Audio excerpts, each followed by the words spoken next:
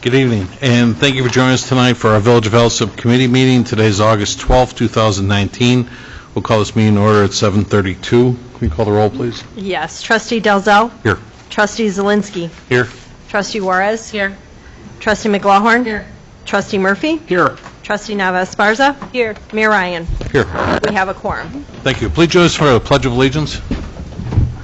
I pledge allegiance to the flag of the United States of America and to the republic for which it stands, one nation, under God, indivisible, with liberty and justice for all.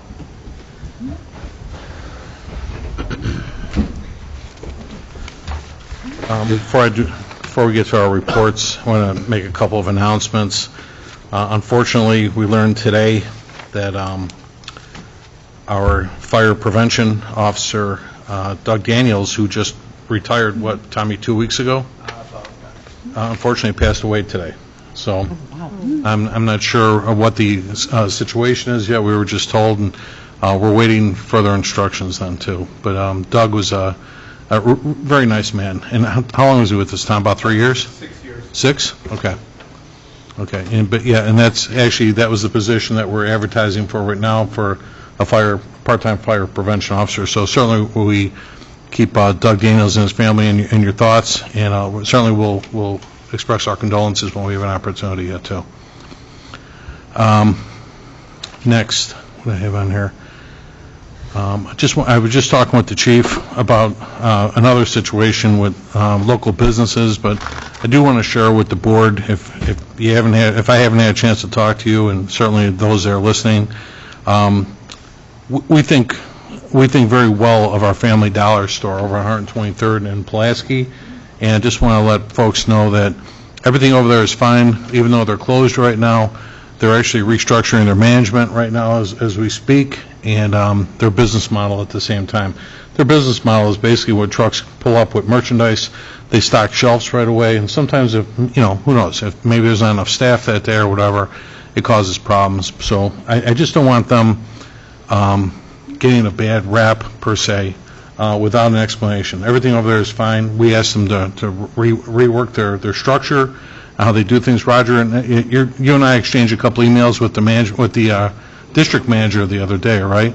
And everything seems to be going pretty well so far. In ballpark, when do you think we're going to be ready to see them open again? We're looking later part of this week or early part of next week. Okay, so for anybody that couldn't hear that at home, it's later part of this week or maybe next. There's always traffic at that store. It's a good store, and I just don't want to see any unwarranted comments or anything like that. I mean, it's a good store, and we just asked them to rework everything what they did over there. Sometimes they get overwhelmed with merchandise, and let's say it's blocking a door or an aisle and that kind of stuff. We're asking them to correct all those things and stuff then too, and at the same time they're making a management adjustment at the same time. So it's all good. Everything over there is fine. We're taking care of that right now. Sometimes orange stickers give you the wrong impression, and I didn't want them to get anybody to get that impression of that. So next, I was just told Friday that the action we took with a house recently, I never use names, but it was on 118th Street. We did have that house sanitized, and it came out really well, everything, and we used the lowest bid that we got, and Roger said the company did an excellent job cleaning that house really well. Danny Tribe, Roger, Mike, did you have to go out there too? Okay, but we actually turned on, water hasn't been turned on in some years. Water works, everything works at this house and stuff then too. The homeowner is expected back into the house in about this week or next? Wednesday this week. This week? Okay, so Roger's going to meet with them later this week and explain what's going on with the house and so forth then too. And the fact that we did go to court in order to get an order in the interest of the community to make this a safer environment for everyone.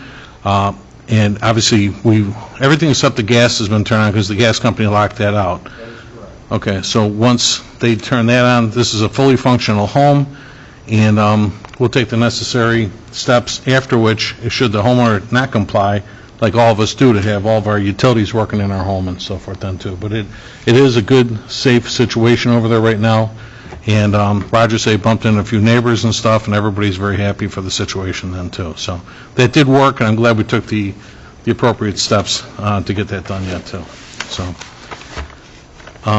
trustees, please keep in mind, next month, I sent everybody a copy of that. You probably might have got them on your own, too, but the Illinois Municipal League Conference is in September. So if anybody wants to attend that, certainly you can register on your own, but it's somewhat easier if you pass it along to my office, and Becky can actually get you registered for that conference then, too. Doug Daniels, Family Dollar. I did attend an event this week over at, this past Saturday over at Sertoma. They had their annual Summerfest event. Nice event. They had about 3 bands out there and a handful of food trucks and whatnot. And I told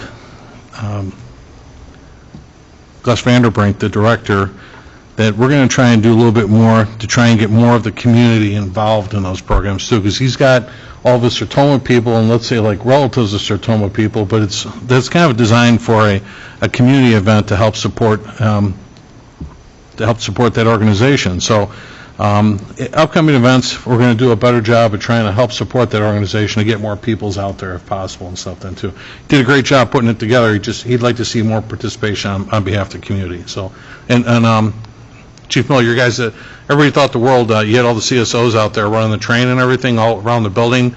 They thought the world of that and stuff then too. I was both the guys were out there for at least half a day doing that and stuff then too, so that was nice.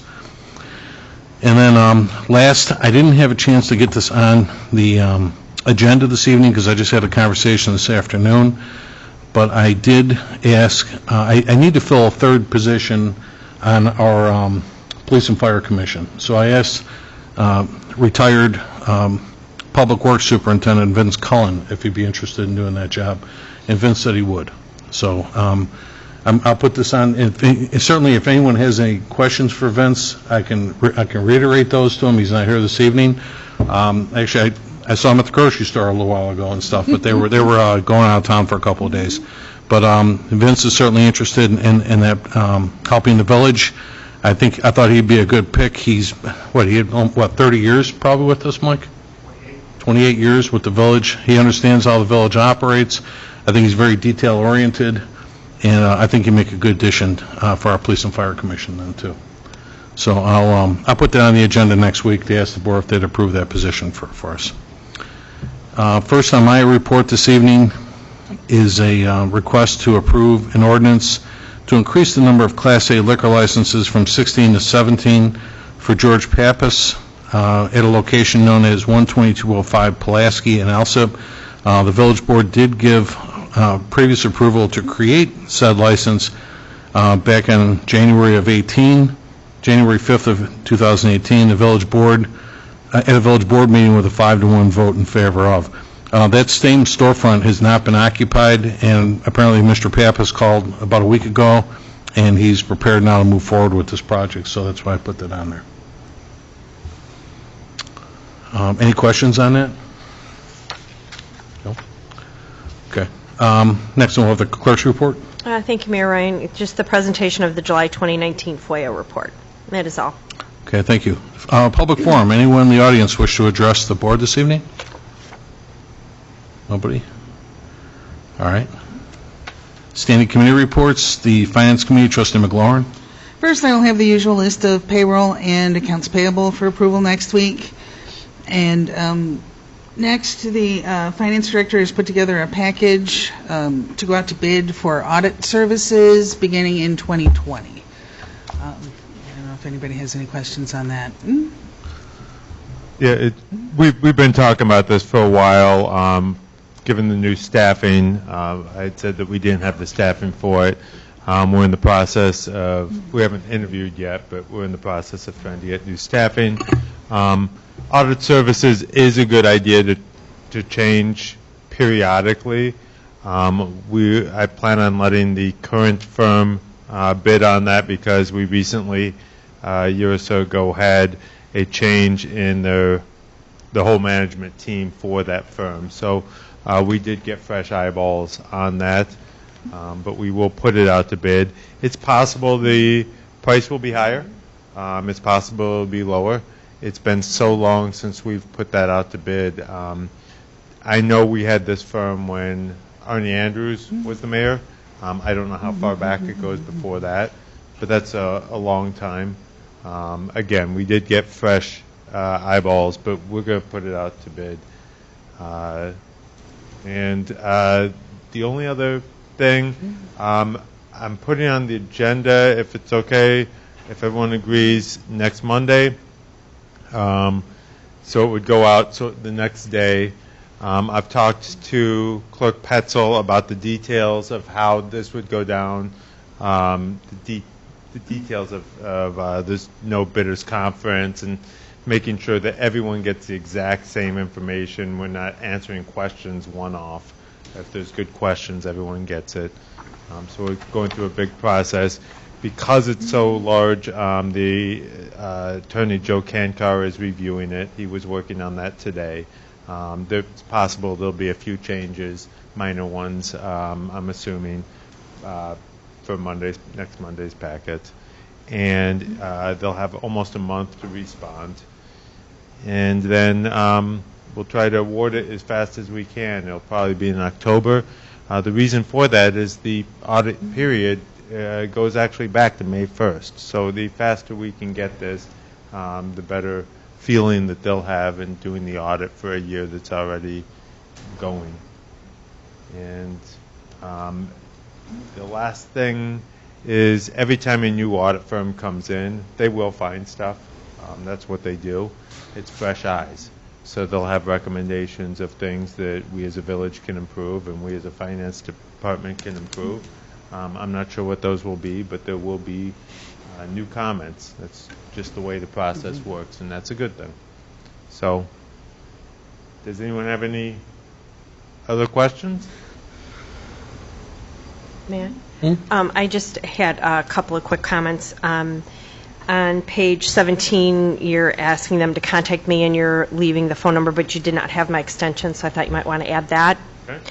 And then also under item number 4 for written inquiries, you have them being directed to you. I didn't know if anybody else wanted somebody else also included on those inquiries. I don't know if they wanted to be copied to the clerk's office or not.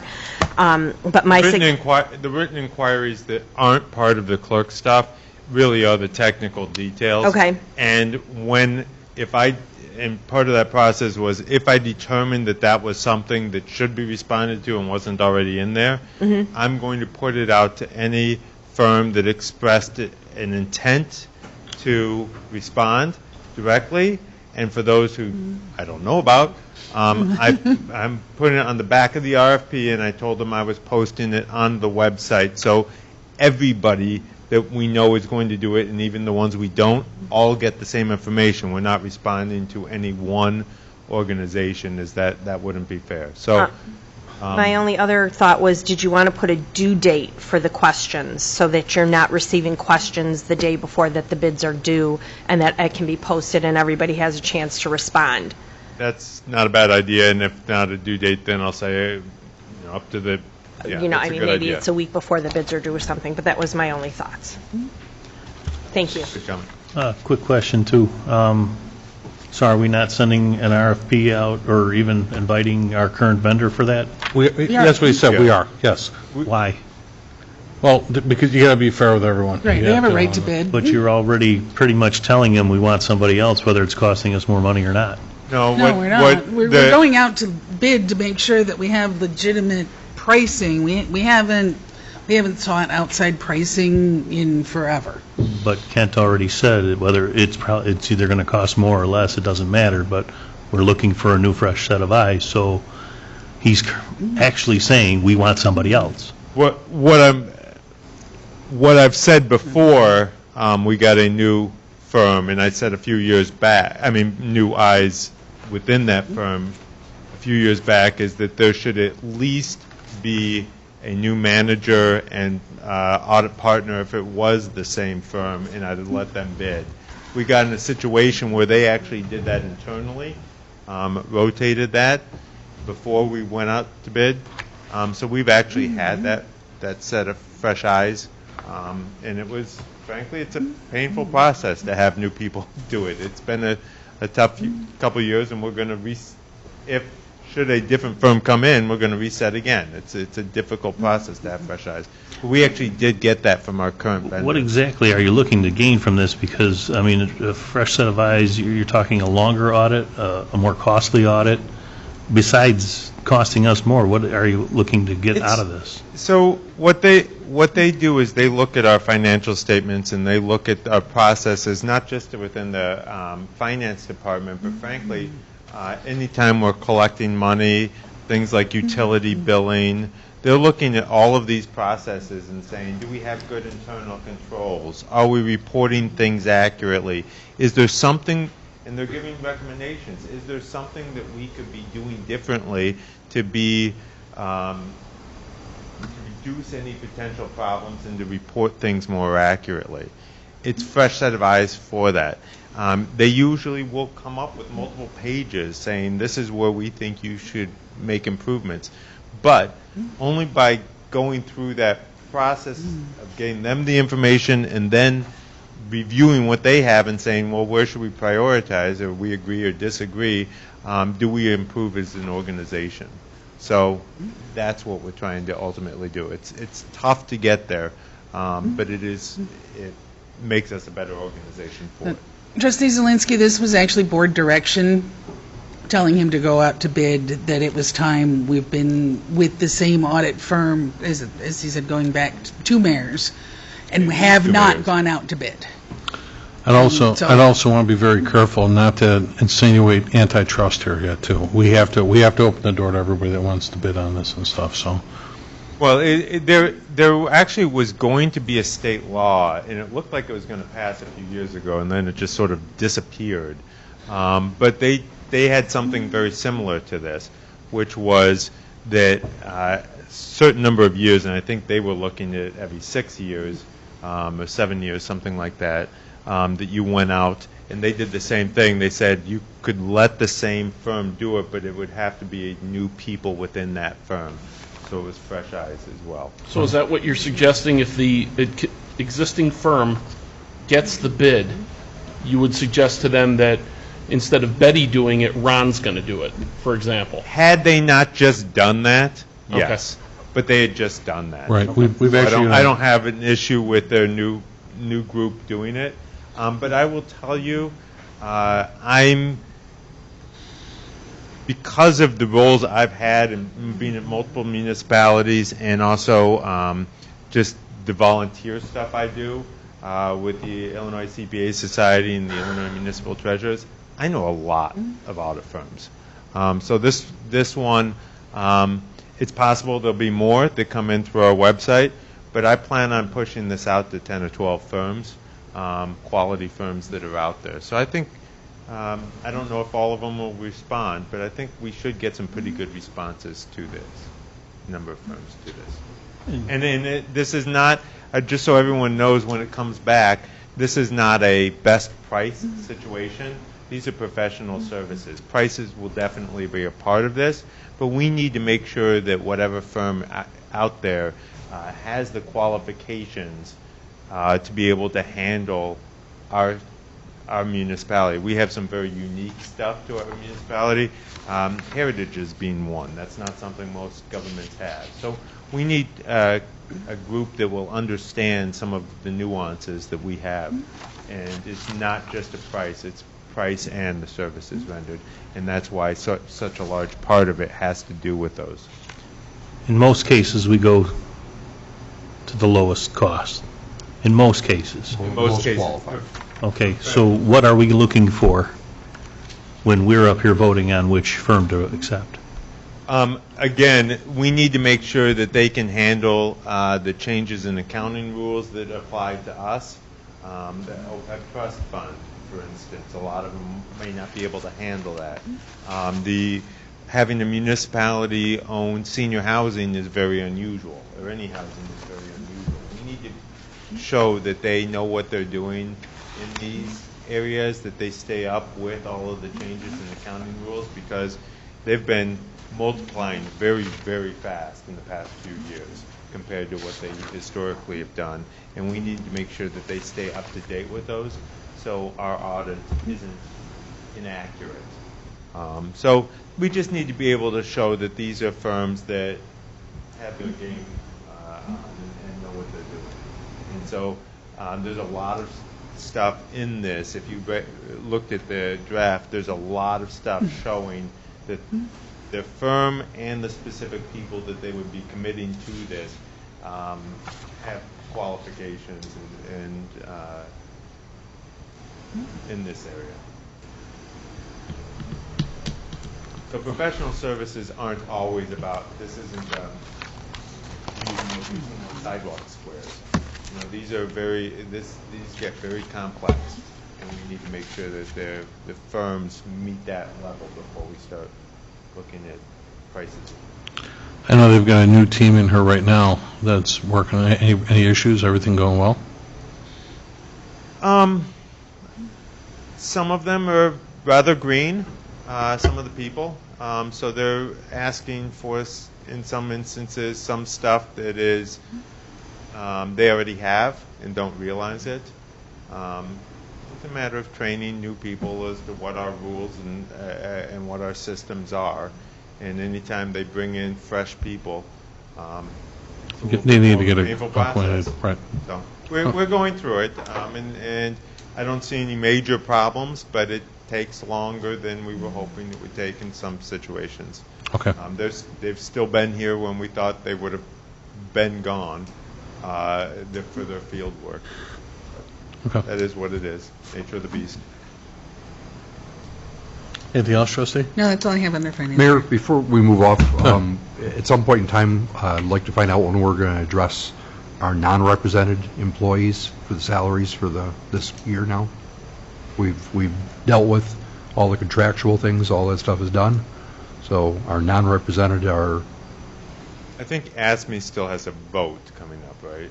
And I think that's something that the non-represented do want to address.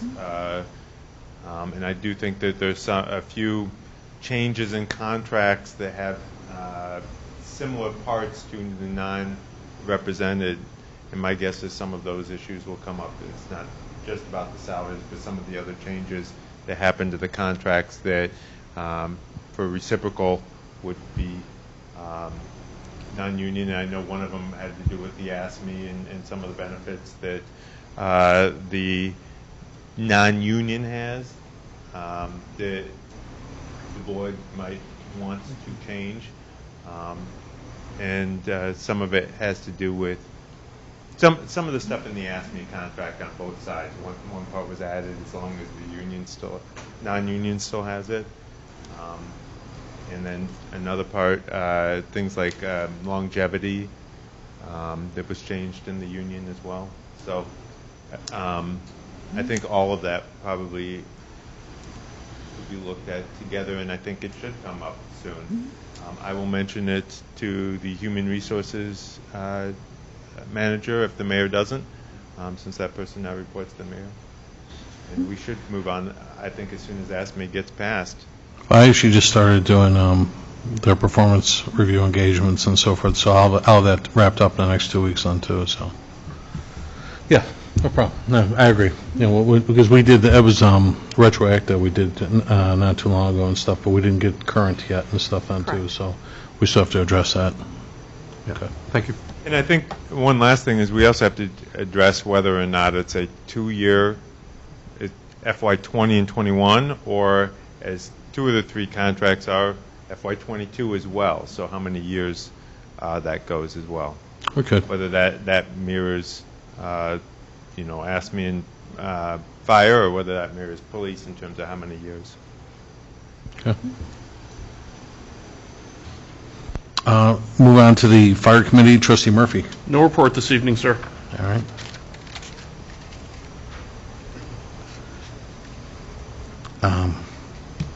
Next was the Police and Traffic Safety. Trustee Dalzell. We'll be presenting the Police Department's July 2019 monthly activity report. That's all I have, Mayor. Okay. The Public Work and Boat Launch. Trustee Juarez. Presentation of the Public Works July 2019 monthly activity report. And I have a request for approval of an ordinance to declare items from Public Works as surplus and to be sold at the Southwest Conference of Mayors joint municipal Municipal. vehicle equipment auction on September 28, 2019. That's all, Mayor. Okay. Next is the Sewer and Water Committee, trustee Nava Esparza. Presentation of the Sewer and Water July 2019 monthly activity report. And then also I have an update.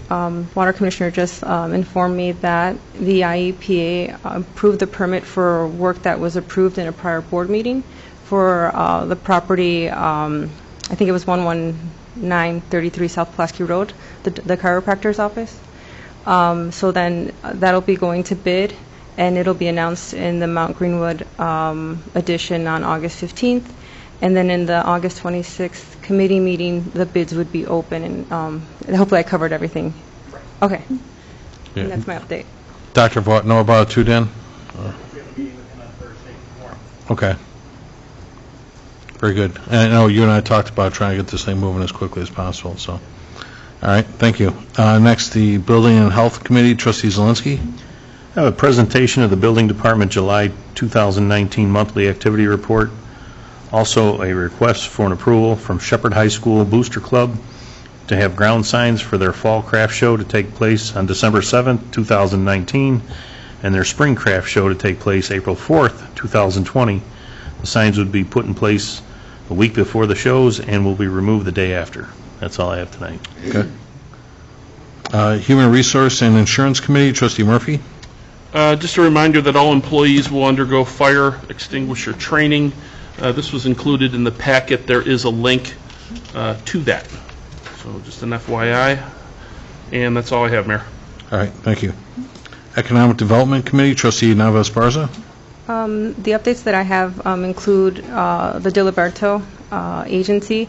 We're just going back and forth and making final edits to the final bid package. And hopefully I'll follow up and the mayor would follow up as well. I think we touched base briefly about just trying to get the final bid package just ready to send out. So hopefully we have another update in the next meeting. And also I attended an IDHS NOFO technical assistance webinar related to the census, and it was about the $20 million roughly of census outreach monies that would be available to subrecipients and also RIs. And I don't think that we would be able to tap into some of those monies as a subrecipient because the monies are specifically targeting HTCs. But perhaps further discussion to see if we can explore whether it's worth trying to move forward as a subrecipient or not, because I did look at the map that they provided, and we don't have any HTCs, which are hard to count census tracts in our municipality. So we have a good response rate. I actually, I had a good meeting last week with the U.S. Census Department that came in, and the representative, I thought we were really going to, I had some bad information from somebody else, but I thought we were going to be more boots on the ground. And really, our responsibility is, as we've said in the past already, too, is engaging with everybody around us and letting people know, even as trustees, reaching out to your communities and so forth, any kind of organizations. They do have a division that goes out to churches. They have another division that goes out to the schools. So we're going to stay away from those. But just letting people know how important participating in a census really is. And they have trained people through their offices that will be boots on the ground if necessary. This census is going to be done on the internet, and we're looking at some ideas right now of possibly even having much like we did with the vehicle stickers, is having like a kiosk, even like in the village hall here, where people, if you didn't have a computer at home, where you could come in and do that right here in the village hall and stuff then too.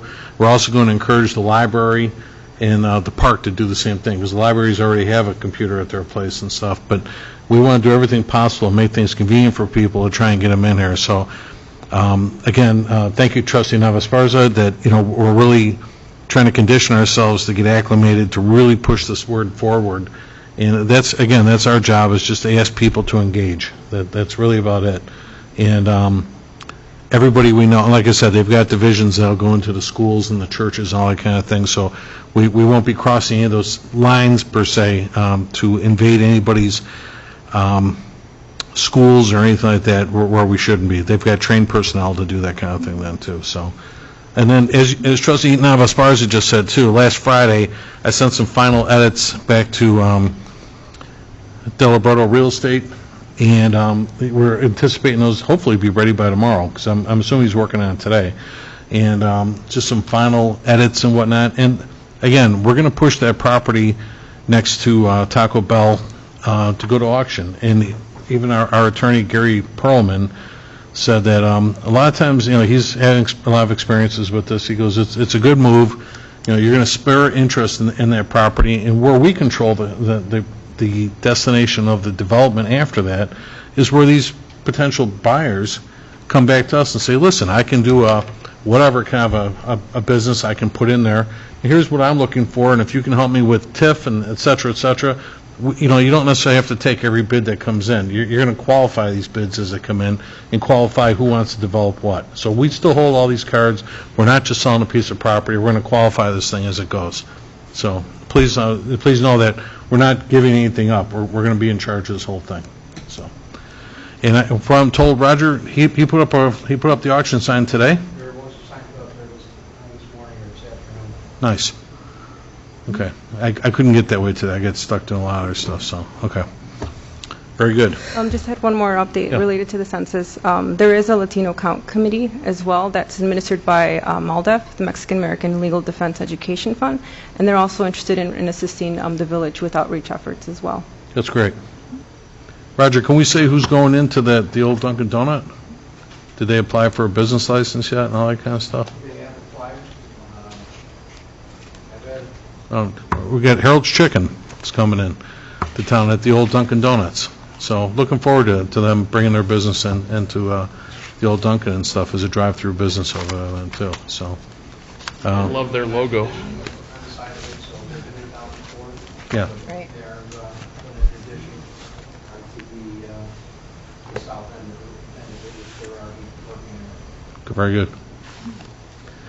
Is there room? Okay, they actually at the Sertoma event they had this weekend, actually Harold's they got a food truck. They had a nice big one sitting out there and stuff. Kind of a nice big truck. So yeah, looking forward to them coming in town. They have That'd be the bloody great. axe. No, actually, you know what? They actually have like a ramp on the thing that looks like an old country house like of some type, and they got the windows cool. where they're supposed to be with shutters on there and all that kind of thing. It's kind of cool looking. Okay, next is the village properties. Trustee McGlohan. Right, what I have under village properties is a discussion on and determination of an annual rent escalation and/or factor to be incorporated into newly signed leases. Roger has a lot of projects he would like to get done, and in all honesty, there has not been a rent increase of any kind in the last 7 years, which realistically doesn't even keep up with, because as part of the rent, water and gas are included. And so the increases that we've received from the city of Chicago, they say are not even covered because they said they haven't had any kind of increase whatsoever.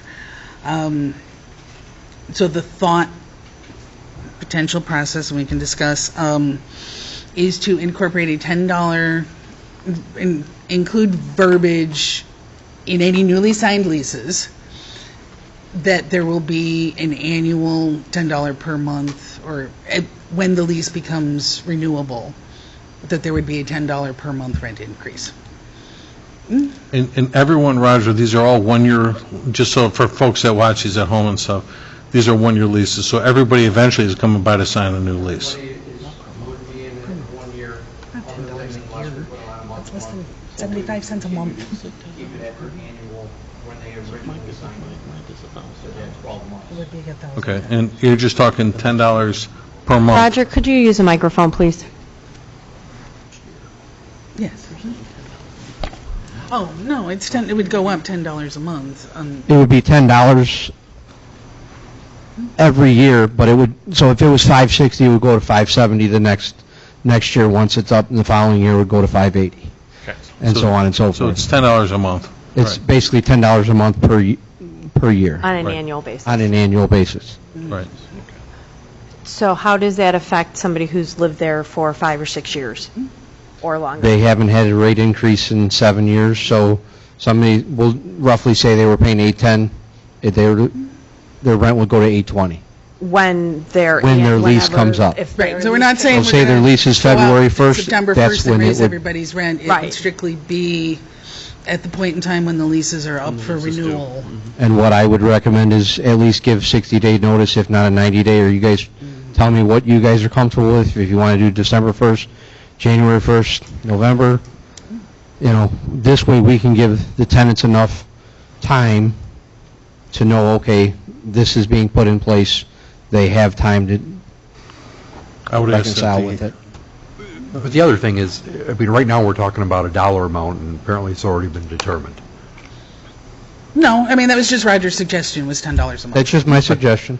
I would like to see our as-spents, the revenues, and what these projected projects are in order to make a true determination of what the cost is, you know, what our end is, and what we're losing out on to make.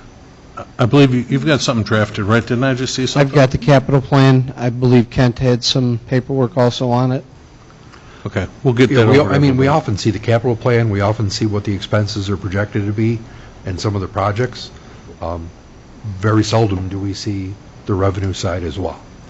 And I think that that's been our problem with our budgeting process, is that we look at bottom line things, but, you know, this is a standalone entity, and we should have all these numbers, so we could sit there and make a true determination of what it is. And I appreciate Roger going through, and I don't doubt the validity of his numbers, but it would just be nice to be able to sit there and say with conviction that, yeah, it's necessary or not.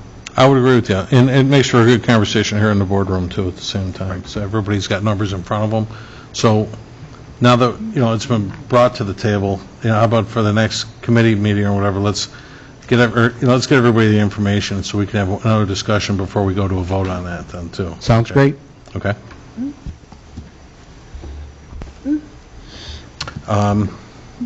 Anything else, trustee? No, that's all I Okay. have, Mayor. Next, the ordinance legislation, trustee Zelinski. No report this evening? Okay. And IT, trustee Dalzell. No report, Mayor. All right.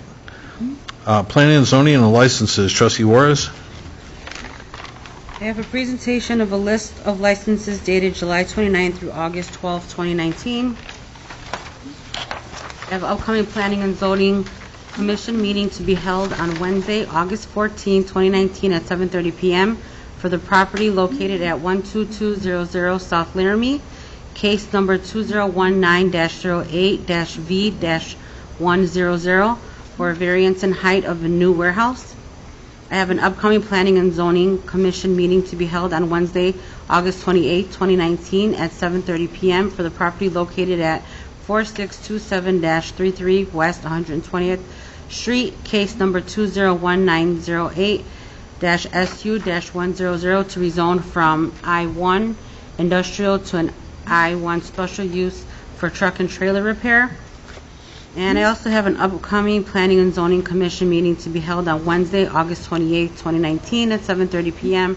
for the property located at 11915 South Karlov, case number 2019-08-RS-100 to subdivision combining 3 lots into 1. That's all, Mayor. You never Okay. hear of that. Pardon? What, combining lots? Yeah, this is, Somebody I- making a big yard. I understand, no, this is going to be one big house that wants to sit on 3 lots. That's got to be, that's going to be a big house. Have you seen any kind of plans for that thing yet? I've seen some drawings, but it's gonna be a bigger house. Yeah, okay. Any, trustees, any presentations, petitions, or communications? No. Any unfinished business? I did. Go I'm ahead. sorry, I zoned out for a second. I just wanted to, it's a little bit late, but wanted to express happy birthday to Griffith Foods, who last week turned 100 years old. Very good. Griffith has its actual worldwide headquarters located here in Alsip, and Griffith is actually still family-owned. For those that don't know about Griffith Foods, they are predominantly a spice manufacturer. And I knew that. Did you not? I did know that. I did too. Make a large number of things that you don't necessarily know came from Griffith. Some of the bigger volume items, KFC's gravy. Griffith Foods makes all of KFC's gravy. The Chick-fil-A breakfast biscuits. The coating on McDonald's chicken nuggets. They also developed the flavoring for the line of McDonald's buttermilk chicken. Both the crispy and the Grilled. but also the chicken tenders as well. Now I'm hungry. So those are some of the big things that they work on. And also, Alsip is the home to the worldwide headquarters. Griffith is actually located in 16 different countries around the world. They have five locations in the Asia Pacific region, 3 locations in Europe, and a total of 8 locations across the Americas. We have Canada, Mexico, Costa Rica, Brazil, Colombia. So they literally are all over the place. And so again, just wanted to wish them happy birthday. Very good. Happy birthday. Hoping for another 100. I know, I was telling you, my grandmother, she started with that company in like 1960, and she worked there until she passed in like 1981, something like that. But she was down at 34th and Iron, one of their locations, then moved out to Alsip when they first built the plant out here. So Yeah, and Griffith actually does still own that original location. on Iron Street, Yep. on Baldwin Creek. And but it's they moved their headquarters to Alsip. It was in the mid '70s. And so No, Great. thanks for reminding us about that. Thank you. May I? Yeah. Chief Miller, I just wanted to say, express thanks to Officer Merlot for a great event last week, and Officer Hayes for his demonstration with Officer Knox. I think you need to keep both. It's a great event. I was standing with a group of the village employees, and we were all ripping at each other, and like we were waiting for the dog to slow down as they passed one of us and stuff. You know, it's like, all right, yeah, who's gonna get busted here? That kind of thing. So we're good to say everybody's good. That kind of thing. So, no, it was a great demonstration. As the clerk said, that whole thing went well. And Chief Szynski, the same thing with your guys too. All these kids, they love that darn fire hose all the time and stuff then too. So, no, everything went off really well. And again, thank you to all the, I always have to thank everybody that made donations, you know, like whether they were monetary or even with all the food and stuff, you know. Whittingham set us up with beef hot dogs, and Bimbo Bakeries hooked us up with all the buns and stuff like that the FOP was making, and thank Becky and Shanae and everybody who was making popcorn and popsicles and all that kind of stuff. So it was a good turnout, and everybody had a nice time out there. So you're right, good job. Hula hoop contest next year? You know what? I was busy looking at the antique cars, and she comes running down to get me. Hey man, it's hula hoop time. I'm like, yeah, I'm not built for that. I threw it out there, but he denied. Yeah. So. Not saying I'm any good at it anymore, but just, Somebody you know, had to win, you know. So. Any unfinished business? Any new business? Can I get a motion to adjourn? So moved. Second. All in favor? Aye. Very good. Thank you for joining us tonight. We'll adjourn at 8:16. Have a great evening, everyone.